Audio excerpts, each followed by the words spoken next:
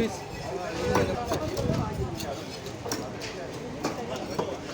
அது இல்லை ஃப்ரெஷ்ஷாக இருக்குது. அதை இன்னும் நான் 2 நாள் கூட வச்சுக்கலாம்.